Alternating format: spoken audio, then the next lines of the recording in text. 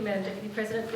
Won't be a long contribution. I just wanted to bring up some things that I believe were covered in the briefings that you, in fact, were interested to hear about, and I'll just put them on the record here and see if we can have them in the Leader's reply. One was a query around the quantum of revenue that's being foregone across these measures by the government, and I guess as part of that, further detail might be useful. Presumably it's been modelled for each of them, how many people, and a breakdown of where that foregone revenue is going to fall across the different measures, and how many Tasmanians will be potentially accessing or being supported by these measures. That would be useful detail to have so we can understand the modelling that was done and the impact on revenue foregone for the state. That's really just something I wanted to get on the record from the briefing. Other than that, I would point out that I am very pleased to see the ability to do the bill smoothing with the vehicle registrations.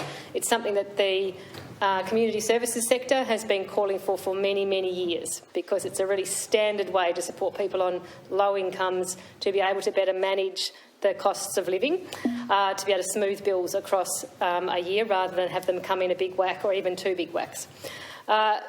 My concern around that has already been raised by the member for Launceston, but I'll reiterate it. If we make it more expensive to do that, it's really counterproductive.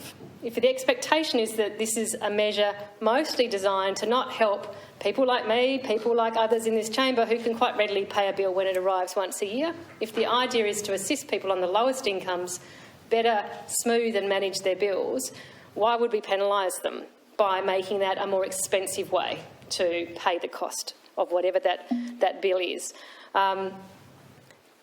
We may not be able to control whether private companies do that sort of thing, but certainly as a state and as a government, we can decide whether we do that sort of thing. So if it is that this quarterly arrangement is more expensive, I'd like to know whether it is more expensive to do it that way than, say, pay 6 monthly, and I'd like to know whether it's how it is in relation to the one-off payment, annual payment. It would be quite appalling if we saw our government applying a poverty penalty to vehicle registrations, that people actually have to pay for the privilege of smoothing their bills because they happen to be on very low incomes.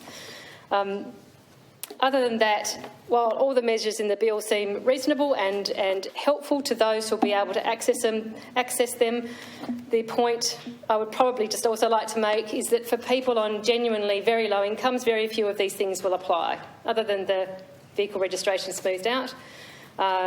People on very low incomes, Tasmanians living very close to the bone, will have no benefit from these things, which isn't to say we shouldn't do them. It's good to help people across a variety of income categories, but the reality is most of these measures will assist people on medium to high incomes, have lower costs across various things, rather than people on very low incomes.